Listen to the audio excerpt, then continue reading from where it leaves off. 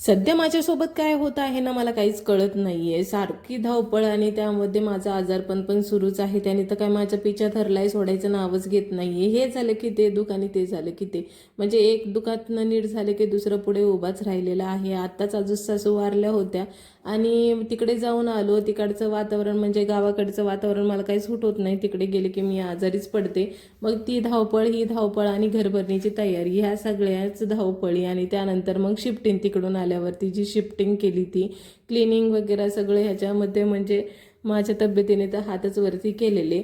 मग आता आणखी पण खूप कामं राहिलेले आहेत. घरामध्ये फर्निचर नाही आहे, काहीच नाही आहे. बेड हा हॉलमध्येच लावलेला आहे, कारण 13वा झाल्याशिवाय काही घेता येत नव्हतं. मग आता झाले आहेत, म्हणलं चला आता बघून घेऊया आणि फर्निचर घेऊन घेऊया आपण. तर त्यासाठी मग जायचं होतं आम्हाला. तर घरातली कामं तर करावं लागणार होती.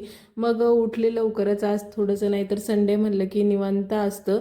आणि चहा वगैरे घेतली, ब्रश वगैरे केला आणि त्यानंतर मग आहो गेले होते कियांना घेऊन खाली. मग ते गेलेले, म्हणलं तोपर्यंत चला आपण कामं आवरून घेऊया. तर सध्या बेड हा हॉलमध्येच ठेवलेला आहे, कारण म्हणजे टी व्ही बघण्यासाठी आम्ही हॉलमध्येच बसतो. मग बेडरूममध्ये ठेवण्यासाठी काहीच नाही आहे. मग त्यामुळे हॉलमध्येच बेड ठेवलेला आहे आणि सगळा पसारा बेडरूममध्येच आहे, कारण कपाट नाही घेतलेलं आणि बॅग्समध्येच सगळे कपडे वगैरे सामान ठेवलेलं आहे. मग कपाट घेतल्यानंतरच म्हणलं सगळं आवरून घेऊया. मग इथे कियांनी जो पसारा केलेला होता तो सगळा काढून घेतला आणि त्याच्या त्याच्या जागेवर ठेवला. त्याचनंतर मग बाहेरचं पण झाडून घेतलेलं. समोर सध्या एक जण राहण्यासाठी आलेले आहे सोसायटी म्हणजे फ्लॅटमध्ये, आणखी एवढे जण काही राहण्यासाठी आलेले नाही आहे. तर मग ते तिथली पण स्वच्छता करून घेते. तसं बाहेर झाडण्यासाठी लावलेलंच आहे, म्हणजे कचरा आणि बाहेरचं झाडून घेण्यासाठी पोर्च वगैरे.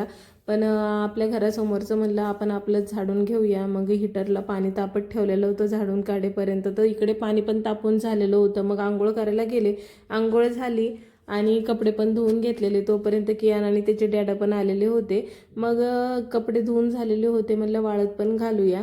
आणि आता माझा स्वयंपाक पण राहिलेला होता.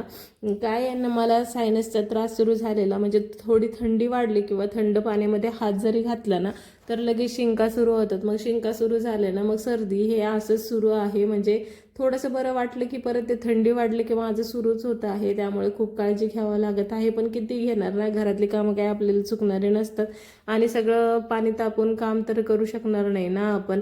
मग इथे मी चण्याची भाजी केलेली होती, रात्रीच भिजत ठेवलेले होते आणि त्यानंतर मग पीठ मळायला घेतलेलं. आहोने हे मास्क आणलं ना तेव्हापासून थोडासा त्रास माझा कमी झालेला आहे, कारण पीठ मळताना तरी मला शिंका आता बंद झालेल्या आहे. कारण पीठ चाळत असताना त्याचे पार्टिकल्स उडतात आणि मग मला परत शिंकांचा त्रास होतो. मग मास्क लावून मळते पीठ, मग तेव्हापासून माझा त्रास कमी झाला. पीठ इथे मळून घेतलं आणि त्यानंतर मग चपात्या पण लाटून घेतलेल्या. सगळं मस्त गरम गरमच बनवून घेतलेलं आणि लगेच वाढून घेतलेलं जेवणासाठी. छान असं भाजी झालेली होती, खूप टेस्टी आहे. मी अगोदर पण रेसिपी शेअर केली होती आणि कियांसाठी पण पॅटीज बनवलेल्या होत्या, त्याची रेसिपी पण तुमच्यासोबत शेअर करेल शॉर्ट्समध्ये. खूप छान आणि त्याला खूप आवडलेली नवीन रेसिपी आहे, माझीच क्रिएशन आहे आणि छान आहे. जेवण वगैरे करून आता आम्हाला आम्ही बऱ्याच दिवसापासून फर्निचर सर्च करत आहोत. मग तुम्ही जर माझे मागचे व्हिडिओ बघत असाल तर तुम्हाला समजलंच असेल. म्हणजे घर भेटलेलं नव्हतं, त्यामुळे एवढं काही मनावर घेतलेलं नव्हतं. जाऊन बघून यायचं, आवडलं तर म्हणलं बघूयात नंतर. पण आता घर भेटलेलं आहे आणि आता माहिती आहे आपल्याला घ्यायचंच आहे. त्यामुळे आज एवढी दुकानं बघितली ना आम्ही, खूपच जास्त ह्या ठिकाणी गेलेलो.